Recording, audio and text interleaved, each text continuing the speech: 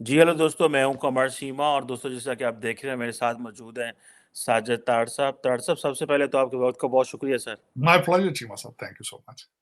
ताड़ साहब पाकिस्तान के अंदर कारोबार तो हो नहीं रहा। मैं आज पढ़ रहा था कि पाकिस्तान की जो एक्सपोर्ट्स हैं मिडल ईस्ट में वो 12% कम हुई हैं। बल्कि ये भी हैरानगी की बात है कि हमारी एक्सपोर्ट्स वहाँ पे जा रही हैं। दूसरी तरफ सियासी तौर पे दंगल चल रहे हैं, पकड़ा-पकड़ाई हो रही है।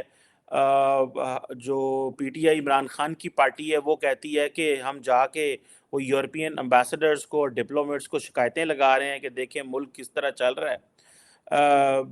इंडिया के अंदर एक और सिचुएशन चल रही है, वहाँ पे नरेंद्र मोदी साहब अपना सिक्का जमाने की बातें कर रहे हैं।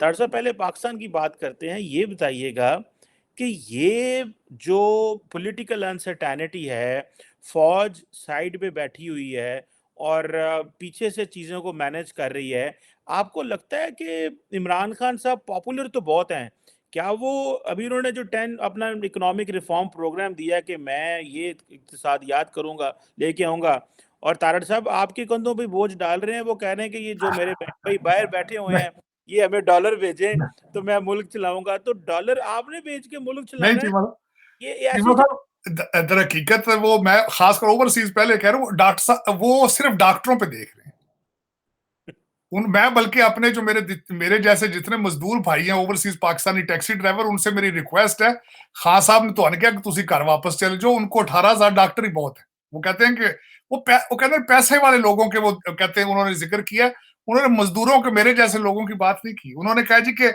18,000 डॉक्टर हैं जिनके पास $200 बिलियन है, और जो 10 बिजनेसमैन है उनके पास $18 बिलियन है, और हम कहते हैं सिर्फ $6 बिलियन के लिए रो रहे हैं। कहते change money, change. What are you talking about? Are you poor people? We'll get the money right there. Dollar, what you talking about? How many dollar? How many billion you need?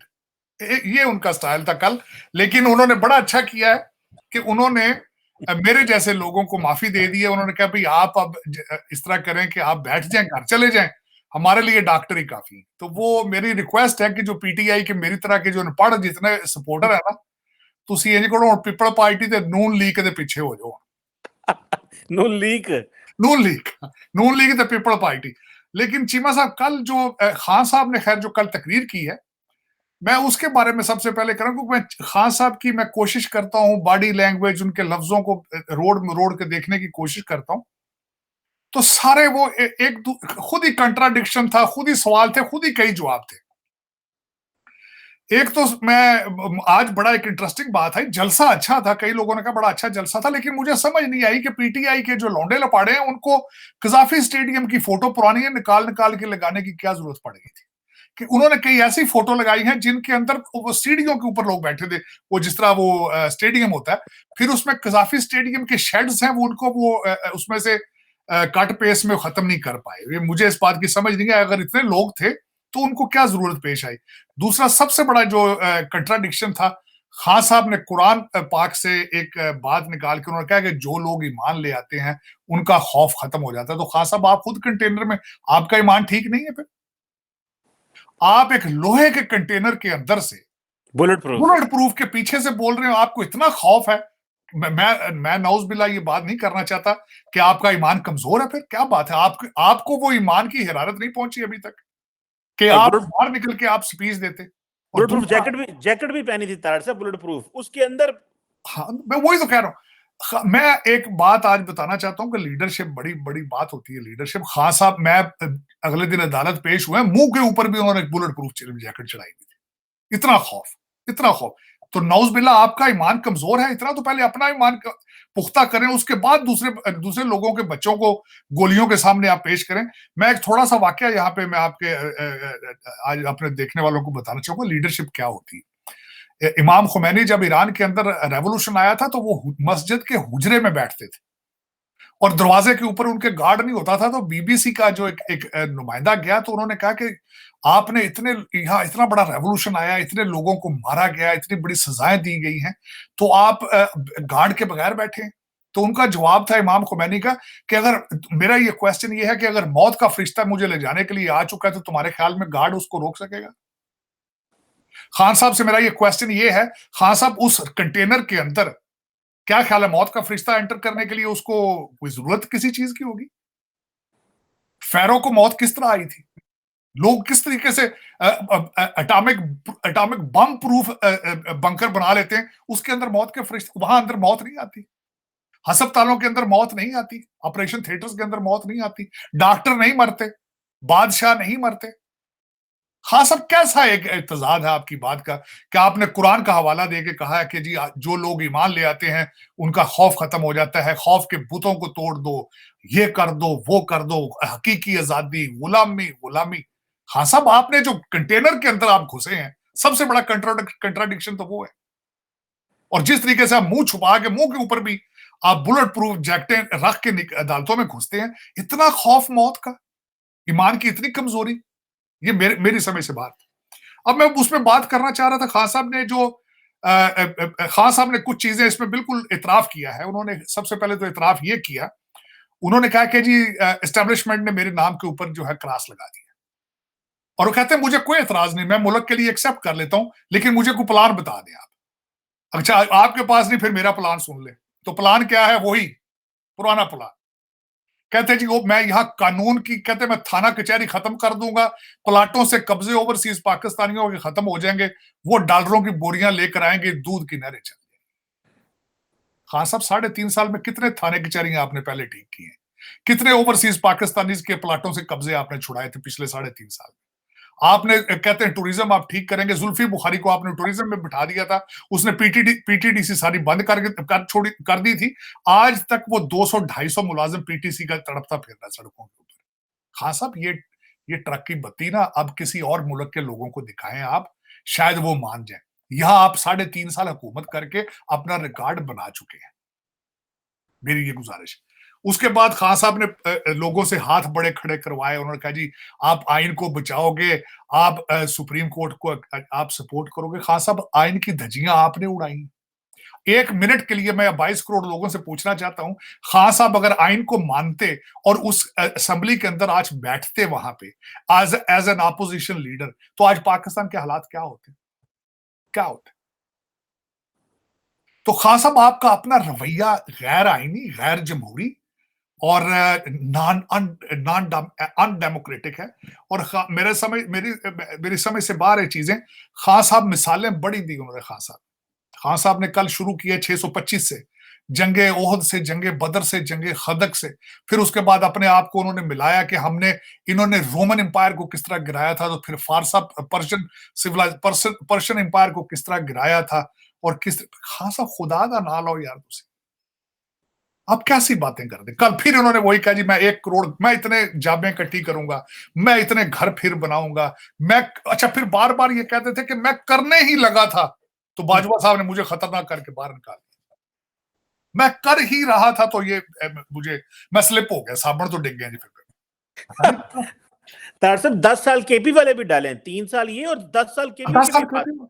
बिल्कुल, लेकिन खास साहब दर हकीकत जो सबसे बड़ा damage इन्होंने कर दिया पाकिस्तान को, चीमा साहब वो एक तो सबसे ज्यादा कर्जा इनके दौर में लिया गया है, सबसे बड़ा। अब तो शौकत तरीन साहब भी इसकी चीज का कन्फेशन कर रहे हैं। सबसे बड़ा जुल्म ये इन्होंने किया है कि इन्होंने अदलिया और एस्टेब्लिशमेंट को एक दूसरे के सामने खड़ा कर दिया, सबसे बड़ा जुल्म। कल 2 चीजें मैं इसके साथ ऐड करना चाहूंगा इसके रिबटल में। एक तो मरियम नवाज ने जो खुल के बातें की हैं, उन्होंने कहा कि जजों के बच्चे और बीवियां इनके फैसलों के ऊपर असरअंदाज होते हैं, और उन्होंने और इस सारी जल्दी के ऊपर तीली का जो काम किया है, वो मेतला साहब का जो निकला हुआ है इंटरव्यू, उसमें उन्होंने कह दिया है कि उन्होंने कहा बड़ा बुजदिल है, ये 2 जज जेडे ने देते हावी हो जाते, और दोवां दे जज धियां पुत्र दे जलसे फेर दे। उन्होंने कड़ाका निकाल दिया उस चीज का। अब पता नहीं अदलिया क्या है, क्या पहले नकवी साहब की आरडीओ आई है। अब सारा कुछ इतना एक सारा ये गडमड इकट्ठा हो चुका है। लेकिन ये कि जिसमें अफसोस, मैं हमेशा एक चीज कहता हूं कि ये एस्टेब्लिशमेंट की प्रोडक्ट थे, एस्टेब्लिशमेंट की जिम्मेदार मॉरल रिस्पॉन्सिबिलिटी बनती है कि वो इसको हैंडल करें। देखे ना, जिन्होंने इसको नाजल किया है पाकिस्तान के ऊपर, इस अजाब इलाही को जो नाजल है किया, इससे रिलीफ भी तो वही दे सकते हैं ना। और दूसरा, खान साहब ने कल अपनी स्पीच के अंदर एक और बड़ी मजे जो पते की बात की, बड़ी अकलमंदी की। उन्होंने मेंशन किया है कि लेवल प्लेइंग फील्ड। उन्हें पता है इस चीज का कि it's not a level playing field. किस तरीके से पनामा से अकामा निकाला गया था, उन्हें पता है इस चीज का, सारा पता है उन्हें। और उन्हें पता है कि किस तरीके से इनको अभी भी सिस्टम के अंदर से सपोर्ट हासिल है। इनको अभी भी जो भावलपुर वाले अजीज हैं इनके, वो अभी तक इनके पीछे चल रहे हैं, इन्हें पता। और दूसरा, मिस्टर जो जान निसार साहब हैं, वो भी सपोर्ट केसों में भी कर रहे हैं। सारी दुनिया को पता है, ऑडियो भी आ चुकी है, वीडियो भी आ चुकी है, लेकिन ये लेवल प्लेइंग फील्ड नहीं है। मेरी सिंपथीज आज मैं ये, बल्कि मैं मुस्लिम लीग से मेरा कोई रिलेशनशिप नहीं है किसी पार्टी के साथ, लेकिन आज मैं ये जरूर कहूंगा कि there is no level playing field. उसकी वजह यह है, और मैं अप्रिशिएट करता हूं नवाज शरीफ साहब को, कि उनको जलीलो ख्वार करने के बावजूद वो चुप करके जहाज में बैठ के बंदा लंदन चला गया था। उसने मुल्क को आग लगाने की नहीं सोची थी, the way he is doing it. आज आपके हालात ये हैं कि उसने बिल्कुल पूरे पाकिस्तान के ऊपर पेट्रोल छिड़क दिया है, और माचिस उसके हाथ में, और 22 करोड़ लोग तालियां बजा रहे हैं कि बहुत अच्छे तरीके से फौज के खिलाफ नफरत है, मैं मानता हूं इस बात। और अदालतों के खिलाफ तो वैसे ही नफरत है, क्योंकि इसके लिए कानून और है, और आपके लिए और मेरे लिए कानून और है। आप आज केस लेकर जाएंगे, 25 साल की डेट है उसकी, 22 साल 25 साल एवरेज हाई कोर्ट का केस, और इसके लिए सारा कुछ चलता है। मेरा मकसद है, और नया नया सिस्टम जिसकी तहरीक इंसाफ इन्होंने बात की है जी, कि मैं दूध की नहरें चलाऊंगा इंसाफ के जरिए। इंसाफ कैसा है भाई? अदालतों में जाते हो, 10,000 साल जाके बदमाश जाके हमला कर दे, तो ये इंसाफ है? ये कानून की पासदारी? और दूसरा, अब नया प्रेसिडेंट चीमा साहब ये बना है कि कल को बिलावल भुट्टो 10,000 बंदे लेकर जाएगा, तो वो उसको भी अदालतें उसी के हिसाब से रिलीफ देंगे। चीमा साहब, आपके 500,000 फॉलोअर और ट्वीट पे होंगे, तो आपको आपके लिए कानून डिफरेंट होगा। जज डरेंगे, क्योंकि खास बात यह है कि शायद मेतला साहब कह चुके हैं कि जज टिकट आके तो भी डर देगा। कर लो गल्ला 136 नंबर ते अगे सी ना अदालत का। अब नंबर आप देखें कि अब इनको नंबर मिलना भी है कि नहीं मिलना, अफसोस की बात है। ये सियासी जज है ना सर, फिर सियासी इस्टेब्लिशमेंट सारा कुछ सियासी है, तो फिर टिकटॉक से तो तारड़ साहब वही डरेगा ना जिसके फैसले जो सियासत कर रहा है, जो बंदा कानून के मुताबिक चल रहा है, उसको क्या परवाह है कि सड़क पे उसके बारे में जो मर्जी बोला जाए। नहीं तो देखे, वीडियो ऑडियो आ चुकी है, अब पता चल रहा है। दूसरे नकवी साहब के लड़के जो सारा हर बंदा बात कर रहा है कि फ्रंटमैन है, उसकी सारी दुनिया बात। ये को मैं अपनी बात थोड़ी कर रहा हूं। अब तो लोग ये बात कर रहे हैं कि बेंच का पता चलता जाता है, तो पता चल जाता है कि फैसला क्या होना है। इतने प्रेडिक्टेबल है वो सारे, इतने प्रेडिक्टेबल। तो इन सर्कमस्टांसेस में ये मुल्क कभी चल सकते हैं? इस तरह चले कभी मुल्क? आपने देखे? आप तो अफगानिस्तान को भी शर्मिंदा कर रहे हैं, आपके हालात ये है। अब तो हमारे पठान भाई तालिबान भी शर्मिंदा है कि यार, वो कहते हैं ये कैसी चली कौम है यार। लेकिन उसमें अफसोस वाली बात यह है कि देखें, मैं समझता हूं कि कौम का रिएक्शन था, कौम एस्टेब्लिशमेंट से बेजार थी, कौम का गुस्सा है जुडिशरी, लेकिन अपने कपड़े जला के, अपने आप को जला के उस गुस्से को कम करना ये कोई अच्छी बात है? मैं समझता हूं कि नून लीग का भी गुस्सा है एस्टेब्लिशमेंट पर, कौम का भी गुस्सा है, फड़फड़ मारते रहे, कुटते रहे, सारा कुछ जो कर, लेकिन अपने मुल्क को जला दोगे, पाकिस्तान नहीं रहेगा तो फिर कहां जाओगे? अब तो इस पॉइंट पे आप पहुंच चुके हो, you are at the point. अब ना आगे, वो कहना आगे खाई तो पीछे खड्डा, अब कहां जाओगे? ना इसका कोई प्लान है, ना किसी और के पास प्लान है। बल्कि किसी दूसरी पार्टी से मैंने आज देख रहा था एक जगह पे, उसने किसी वो नून लीग पीडीएम वालों से पूछा कि आपका क्या प्लान है? उसका हम प्लान बाद में बुलाएंगे, पहले इससे तो डील कर लें। लेकिन वो बातें उनको ठीक है, उनको तो यही हवा नजर आ रहा है। वो तो बेचारे सुबह जाते हैं अपने दफ्तरों में, पता ही नहीं कि कल वापस आना है कि नहीं आना। हालात तो उनके तो ऐसे ही, ना अख्तियार है, ना कोई पैसा है, ना कोई दूसरी चीज है, ना उनको सुनता है। और दूसरा ऊपर तड़का में ये आज, बल्कि मैंने ट्वीट भी किया कि 2 पौने 2 अरब रुपए की नई गाड़ियां ले ली 6 महीने में हमारी गवर्नमेंट, सिर्फ अपने मर्जी के ब्यूरोक्रेटों को खुश करने के लिए। देखो, 1.5 लाख गाड़ी वैसे ही सड़क पर है चीमा साहब, जिनका पेट्रोल और ड्राइवर पेड है। और उसके ऊपर एक और नई रिपोर्ट आई है चीमा साहब, नॉर्दर्न एरिया में जितने गए हैं गाड़ियां जाती हैं, उसमें से आधे के नंबर सरकारी होते हैं। हालांकि ये गाड़ियां इनको दफ्तर से घर जाने के लिए दी जाती हैं। और उसके बाद उन्होंने ये बताया कि शॉपिंग मॉलों में भी आधी गाड़ियां सरकारी होती हैं, खड़ी हुई हर वक्त, और जहां जाओ तो अब्यूज हो रहा है सारा, लेकिन उनको पूछने वाले नहीं। और आज बल्कि वही जब मैं रिपोर्ट पढ़ रहा था, उसमें एक और जो होशरुबा चीज ये थी कि ये जो ब्रिटिश ये जो गाड़ियां हमारी चल रही हैं, ये तो देखिए ना, ये CSS PCS ये कौन करते हैं? ये तो सिस्टम तो चला के गोरा गया था ना, ये CSS इम्तिहान तो गोरे बना के गए हैं। ये वही हमारे बच्चे कर रहे हैं, कोई इंग्लिश करके कर। लेकिन देखें इंग्लैंड के अंदर, पूरे मुल्क के अंदर सिर्फ 86 गाड़ियां सरकारी, सिर्फ 86 गाड़ियां, और जो लेके जाता है सरकारी अफसर, उसको पता नहीं कितना उसको कितना पेपर वर्क करना पड़ता है। लेकिन आप इतने पूछने वाला बंदे को, बल्कि नई गाड़ियां इस वक्त ये भी सुना जा रहा है कि नई गाड़ियां जो अपने मर्जी के ब्यूरोक्रेट्स को देते हैं, हर एक को नहीं देते, बतौर रिश्वत, बतौर खुश करने के लिए, नवी गड्डी लै जाओ ਤੁਹਾਡੇ ਵਾਸਤੇ, ਤੁਹਾਡੇ ਬੱਚੇ ਜਾਸ਼ਾ ਸਿੱਖ ਲੈਣਗੇ, ਉਹ ਮੁੰਡਾ ਵੱਡਾ ਹੋਇਆ ਹੁਣ ਥੋੜਾ ਭਜਾਇਆ ਕਰੇਗਾ ਗਲੀ ਦੇ ਵਿੱਚ। लेकिन चीमा साहब दर हकीकत इस वक्त जो हालात आपके सरकमस्टांसेस चल रहे हैं, बल्कि खान साहब ने कोई चीजें जो बड़ी कई अपने, खैर उनकी स्पीच बड़ी बहुत अच्छी मैं समझता हूं कि आंखें खोल देने वाली थी। उसमें खासकर एक ये भी बड़ी बात उन्होंने की है कि दुबई, ब्लूमबर्ग की रिपोर्ट के मुताबिक दुबई में सबसे आपने इतने $1 बिलियन की प्रॉपर्टियां ली हैं। आई विश के IMF वाले वो ट्रांसलेट करके इनकी स्पीच भी सुने, और उन्होंने कहा है कि मुल्क कमजोर है, पाकिस्तानियों के पास बहुत पैसे। ऐसी बात है। तार साहब एक बात और भी आपसे करना चाहता हूँ, ये इलेक्शंस के हवाले से कहा जाता है कि जो 1970 के इलेक्शन हुए थे, जो जनरल इलेक्शन हुए थे, उस वक़्त 2 बड़ी पार्टीज़ अवामी लीग और शेख मुजीबुर रहमान साहब की और जुल्फ़िकार अली भुट्टो साहब की पीपल्स पार्टी, इलेक्शंस ना हो, वो रिज़ल्ट ना माने, मुजीबुर रहमान 6 पॉइंट फ़ॉर्मूला लेके आ गया।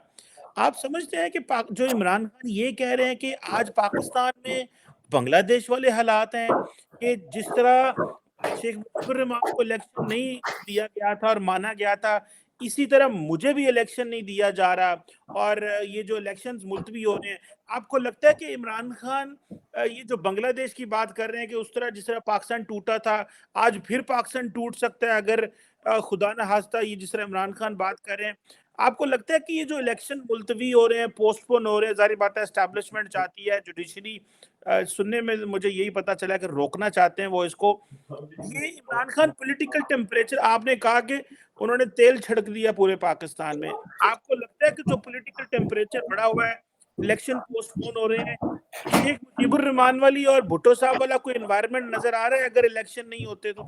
नहीं, उसमें एनवायरनमेंट इसलिए नजर नहीं आता चीमा साहब, मुजीबुर रहमान इतना वो, मैं मानता हूं बात, उन्होंने 80 सबसे पहले तो मैं ये बताना चाहूंगा, बांग्लादेश पाकिस्तान का 60% हिस्सा था वो, और दूसरा वो सिर्फ 2 सीटें हारे थे, बाकी सारी सीटें वो जीत गए थे मुजीबुर रहमान। लेकिन खान साहब का मसला ये है कि वो टेबल पे तो बैठने नहीं चाहते ना, जो कि बहुत बड़ी गैर जमहूरी और गैर सियासी बात है, किसी से बात नहीं करना चाहते। वो कहते हैं अच्छा, फिर मुजीबुर रहमान को इतने प्रॉब्लम नहीं थे जो आज खान साहब को है। खान साहब को तो मर्जी का फैसला ना हो तो जज पसंद नहीं, मर्जी का इलेक्शन कमिश्नर ना हो तो वो पसंद नहीं, मर्जी का आर्मी चीफ ना हो तो वो पसंद नहीं। वो तो सिर्फ चाहते हैं ना मेरी लोग वो कहते हैं जो मैं कहता हूं वो ठीक है, बाकी सारा कुछ गलत है। अब इसका हल क्या करेंगे आप? इलेक्शन कराते हैं, इलेक्शन हार जाते हैं, फिर क्या बनेगा? मैं मिसाल देता हूं। खास साहब ने तो मैं यहां पे एक चीज एंडोर्स जरूर करूंगा, अगले दिन आजम नजीर तारड़ साहब ने अपनी प्रेस कॉन्फ्रेंस में कहा कि ऐसा इंसान है 3.5 साल, एक ऐसा प्राइम मिनिस्टर था, 3.5 साल उसने शेक हैंड ही नहीं किया अपोजिशन लीडर के साथ। ये जमहूरी वैल्यूज है आपकी। आइन की बात करते हैं, कासिम सूरी साहब ने आइन को प्रोटेक्ट किया था, और मेरी समझ से बात, इस मुजीबुर रहमान को इस तरीके से फौज या एस्टेब्लिशमेंट तो नहीं लेकर आई थी ना, वो तो जनरली पॉपुलर था। देखिए ना, ये तो एक बैकडोर से गलत दरवाजे से लाए गए थे। इनकी तो दीवारें जो है वो किसी ने बनाई है, खुद तो बनाई नहीं इन्होंने। ये जो बार बार कहते हैं कि मुझे मैंडेट में अवाम के साथ, अवाम को तो एक धोखा है। मेरा मकसद है ऊपर कंटेनर के ऊपर रैया का नाबुदुन रैया का नस्ताहीन लिख देने से आपका क्या ख्याल है, इस्लाम आ जाना आपके पास? अब नौज बिल्ला इस वक्त, बल्कि जो बात कर रहे हैं, अब आगे उनका जो सफर शुरू है इस वक्त, वहां पे इस वक्त खवातीन तो चीख के कह रही हैं कि जिंदा पीर है। नौज बिल्ला, मेरा मसला वो तो अगली डायरेक्शन तो उनकी उस साइड पे है। लोग कहते हैं मुर्शद के दरवाजे पे लोग चूमते हैं आके दरवाजे को और खुश होते हैं। वो बंदे चूमते, कहते हैं तो मुर्शद के दरवाजे पे आ गए। कोई किसी से पूछा, उसने कहा ये वो कहने रहे थे जिंदा पीर है, मरियानी जिंदा पीर। और कुछ आज एक और वीडियो आई है, उन्होंने कहा इनका करैक्टर ठीक होना जरूरी ही नहीं। ये मुर्शद अंदर जो पीर होते ना, सारे करैक्टर ठीक होना जरूरी नहीं है। ये भी एक वीडियो निकली आज। लेकिन दर हकीकत उसमें कसूर इनका नहीं है, कसूर 22 करोड़ लोगों का है। उसकी वजह ये है पोखना ਤੁਹਾਡਾ ਕੁੱਬ निकल गया। ਤੁਸੀਂ कभी जाके आपने वो जो एफबीआर का जिस बंदा सीएसएस अफसर ने लेटर लिखा उसने कहा या मुझे रिश्वत की इजाजत दी जाए तो या मेरा इस 1 लाख रुपए ना खर्चा नहीं चल रहा। उसने बिल्कुल सही लेटर लिखा है। और मैं समझता हूं कि ठीक जाओ भाई आप सपोर्ट करो हकीकी आजादी लो लेकिन खान साहब से ये तो जाके पूछो खान साहब हमारा बजट किधर है, हम किस तरह जिंदगी गुजारें। आपने जो बताया ओवरसीज पाकिस्तानी पैसे लेकर आएंगे वो ना लेकर आए तो फिर क्या बनेगा। लोकल क्यों नहीं है कि उसका हल ढूंढा जाता। अगर एग्रीकल्चर कंट्री तो उसकी प्लाटिंग बंद करो यार। आप सबसे बड़ा इस वक्त आपका सपोर्टर जो है मलक रियाज है, वो सुना है 50 करोड़ भी जो घर से निकला है वो मलक रियाज का था क्योंकि खान साहब ने उसको ओबलाइज किया है। उसके पैसे पाउंड जो अरबों पाउंड वापस ला के प्लेट में रख के खान साहब ने दिए। सबसे बड़ा फाइनेंसर तो वो है। लेकिन मुझे कभी किसी पढ़े लिखे बच्चे से मैं ये पूछे खान साहब से ये पूछे खान साहब आपका प्रोफेशन क्या है। You are a full time politician. सियासत जो है वो तो एक पब्लिक सर्विस है, ये कारोबार तो है ही नहीं है। ये बच्चे पता नहीं क्यों जमहूरियत की हिस्ट्री क्यों नहीं पढ़ते जाके। ये पहले आप पैसा कमाते हैं कामयाब होते हैं फिर सियासत में आते हैं एज ए कम्युनिटी वर्क। यहां आके दिहाड़ियां नहीं लगाते आप। मेरा ये क्वेश्चन है खान साहब का प्रोफेशन क्या है। खान साहब ने फिर इस वक्त आके इस स्पीच में फिर क्या और कहा मैं कैप्टन था आज भी मैं आखिरी बाल तक खेलूंगा। खान साहब ये क्रिकेट का मैच थोड़ी 75 साल दे हो गए हो। खान साहब दिस इज पाकिस्तान है। इन क्रिकेट मैच इन जुए तो ना लाओ इन प्लीज।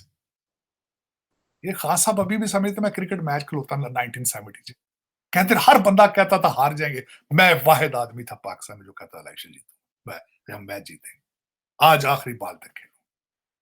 खान साहब उसको पिच बना के बैठे ने पाकिस्तान उजड़ गया मेरा मकसद उत्थे हालात कोई नहीं है। लेकिन चीमा साहब कोई रिलीफ नजर नहीं आती ना स्टेट ऑफ पाकिस्तान के लिए ना किसी शहरी के लिए रिलीफ नजर नहीं आ रही। खतरे के अलामत खतरे की घंटियां बज रही हैं अलार्म बज रहे हैं इस वक्त। और करप्शन एक्सट्रीम पर है इस वक्त भी। और डाके पड़ रहे हैं बेबहा रिपोर्टिंग नहीं हो रही है। और बस एंकर जो है वो सारा दिन वो जो अपनी पीसीआर गाड़ियां लेके आगे पीछे इनके फिरते रहते सारा दिन। बल्कि जलसा जो सबसे बड़ी बात ये थी मैं समझता हूँ ये सबसे ज्यादा इंस्पायर्ड है ये बॉलीवुड से और हॉलीवुड से। जलसा कम था वो एक शो था पूरा क्योंकि हर 5 मिनट बाद खान साहब वो वीडियो चला इशारा करते थे फैसल गाना ला दे भी ਉਹ ਨਾਲ ਹੀ ਕਹਿੰਦਾ ਅੱਲਾਹੂ ਅੱਲਾਹੂ ਨਾਲ ਉਹ ਕਹਿੰਦਾ ਓਏ फैसल गाना ला दे ਉਹ ਕੁੜੀਆਂ ਨੂੰ ਚੜਨਾ ਪਈਆਂ ਸਨ ਓਏ फैसल वो चला ऑडियो वीडियो म्यूजिक पता नहीं ये कौन क्या चाहता। मैं आपको पहले भी कहता हूँ कि इनके फाउंडर तो वो डीजे बट हैं भाई। खान साहब का जोर कम है पीटीआई में डीजे बट का ज्यादा है। खान साहब तो आते हैं ना मेरा कंटेनर चुप जोर तो लगता डीजे बट का जो सारी दिहाड़ी बह के वो गाने लिखता है कि गाना बरारू लाख का लाना है किताबला का लाना है। लेकिन एम्बैरसिंग किसी का कोई भी इसमें कोई किसी के पास कोई प्लान नहीं किसी के पास। तारसब कहा जाता है कि मुस्लिम लीग नून जो है उनकी सियासत जो है वो खत्म हो चुकी है। उनकी पार्टी के जो लीडरशिप है वो बूढ़ी है वो जवान नहीं है। मरियम को वो कोई एक्सेप्ट नहीं कर रहा। हमजा जवान है लेकिन बाहर बैठा हुआ है। नवाज शरीफ यहाँ पे नहीं है कोई नारा उनके पास नहीं है। तो एस्टैब्लिशमेंट को आपको लगता नहीं मुश्किल पैदा होगी इतने पॉपुलर इमरान खान के सामने कोई सियासी तौर पे पंजाब में टिक तो रहा नहीं उनके मुकाबले में कोई बयानिया तो है नहीं है। तो क्या आपको लगता है कि अगली दफा अगर इमरान खान तो डिस्क्वालिफाइड होंगे लेकिन उनकी पार्टी पावर में होगी आपको ये सिनेरियो नजर आ रहा है? नहीं लेकिन एक मैं दो चार चीजें मैं बताना चाहूंगा। एक तो बात आपकी बिल्कुल ठीक है। इमरान देखिए ये जो लाहौर है ये नवाज नून लीग का गढ़ था अब उनके लिए गड़ा बन गया वो।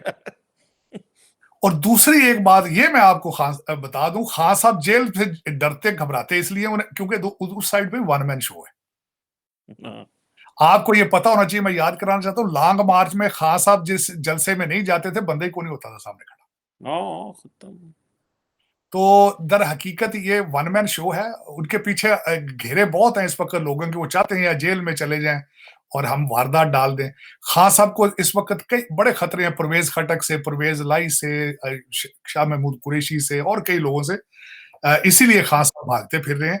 लेकिन ये कि खान साहब का हल वो कहते हैं जवेद चौधरी साहब ने एक दफा कहा था कि हल यही है या तो इनको इनको एक दफा हुकूमत पकड़ा दें 6 महीने बाद फिर इन्होंने गिर जाना या वो हल है तो या फिर डिस्क्वालीफाई हो जाए तो फिर ये वो हाल है उसका। लेकिन देखें ना, उसमें नून लीग का गिला बिल्कुल बजा है कि उनको लेवल प्लेइंग फील्ड होना चाहिए उनके पास लेवल प्लेइंग फील्ड नहीं है। आपकी रियासत ने उनके साथ ज्यादती की, आपकी जुडिशरी ने उनके साथ ज्यादती की। अगर ये जिन बात जिन कवानीन के ऊपर नवाज शरीफ को डिस्क्वालीफाई किया था, खान साहब 10 दफा डिस्क्वालीफाई होते हैं उन पे आगे। बिल्कुल सही कह रहे हैं। तो वो तार उसमें, साहब, एक हाँ जी, जी, एक आखिरी जो सवाल एक बड़ा जो रहता है वो प्राइम मिनिस्टर मोदी इंडिया वाला है। ये भारत जो है, अगर आप, जिसमें शुरू में इंट्रो में कह रहा था कि prime minister Modi strong man है इस वक़्त, वो इंडियन हाई कमिश्नर, वो जो कनाडा वाले हाई को बुलाते हैं, एम्बेसडर हाई कमिश्नर को बुलाते हैं, प्रोटेस्ट करते हैं, वो अमेरिका से नाराज़ हैं, वो इंग्लैंड से नाराज़ हैं। ये इंडिया में आप क्या देख रहे हैं? ये जो डेवलपमेंट्स हो रही हैं, इससे प्राइम मिनिस्टर मोदी ज़्यादा मजबूत होते आपको नज़र आ रहे हैं? और ये जो बरतानिया और अमेरिका और जो कनाडा को वो कह रहे हैं कि आप हमारे जो वियना कन्वेंशन का ख्याल करें, हमारी जो प्रॉपर्टीज़ हैं, हमारे जो लोग हैं, उनका ख्याल करें। लेकिन ये जो प्रोटेस्ट भी हो रहे हैं पूरी दुनिया में, इससे क्या, व्हाट्स गोइंग ऑन, आपको क्या लगता है कि ये क्या है? और इससे आपको लगता है कि at the end of the day prime minister Modi की पॉलिटिक्स जो है वो मजबूत होने जा रही है? How do you see this? इसको मैं इसका बैकग्राउंड बताना चाहता हूँ खान साहब, चीमा साहब। उसकी सबसे बड़ी वजह एक ये है कि पिछले तकरीबन 15 साल से, 10-15 साल से देखें, नेशनलिस्ट मूवमेंट्स चली थी पूरी दुनिया में, और पॉपुलरिज्म और अथॉरिटेरियनिज्म जो है वो सारी जगह पे पॉपुलर हुआ था। ये इसमें कोई शक नहीं है। जहां डोनाल्ड ट्रंप आया, यहाँ पे ब्रिक्सेट हुआ था, मैक्रा आया था, अरब स्प्रिंग आई थी, मोदी साहब आए थे, खान साहब आए थे। दर हकीकत ये जमहूरियत के फ्लॉज थे, जमहूरियत डिलीवर नहीं कर पा रही थी। और वाकई इस वक्त क्योंकि मेरी नजर में जो भी सिस्टम क्रिएट होता है चीमा साहब, जब तक उसको आप रिफॉर्म नहीं करते टाइम टू टाइम, तो उसमें फ्लाज आ जाते हैं, क्रैक्स आ जाते हैं। जमहूरियत में अब कई क्रैक्स आ चुके हैं। एक उसकी मिसाल ये है कि पहले जर्नलिज्म होता था, अब मीडिया एंटरप्राइज है। इस वक्त जितने आपकी पूरी दुनिया का एक फैशन है कि जितने करप्ट बिजनेसमैन हैं, उन्होंने अपने चैनल बना के अपनी इनकम का, एक तो वो गवर्नमेंट को ब्लैकमेल करते हैं, और दूसरा उसको उनको वो यूज करते हैं फॉर द माइंड मेकिंग। अब जो सियासत है, जमहूरियत है, it has become a political engineering. Election has become an art. इस आप खास तरीके से करें तो उसमें फ्लेवर सारा डेमोक्रेसी का है, मार उसमें वोटर खा रहा है। अब उसमें बात यह है कि इस वक्त ना सिर्फ वहां पे, पूरी दुनिया में ये हालात कि इस वक्त, और दूसरा एक सबसे बड़ी एक बात ये हुई है कि चाइना ने पिछले 30 सालों में तरक्की करके दुनिया को ये एक और चीज बता दी है कि one party rule is better. जब एक बंदे के पास अथॉरिटी होती है, ही कैन गवर्न बेटर। उसने ये दूसरा सिग्नल साथ किया है। तो इस वक्त ये जो डिक्टेटर टाइप माइंडसेट है, it's not only in India, it is popular everywhere. अब यहां पे मैं अमेरिका की मिसाल देना चाहता हूं। जिस तरीके से अब रिपब्लिकन्स को यहां पे कहा जाता है होम ग्रोन टेररिस्ट। यहां पे 6 जनवरी को इबरत का निशान बना दिया गया है, लेकिन ब्लैक लाइव मैटर ने जब व्हाइट हाउस पे अटैक किया है तो उनको नहीं पूछा था।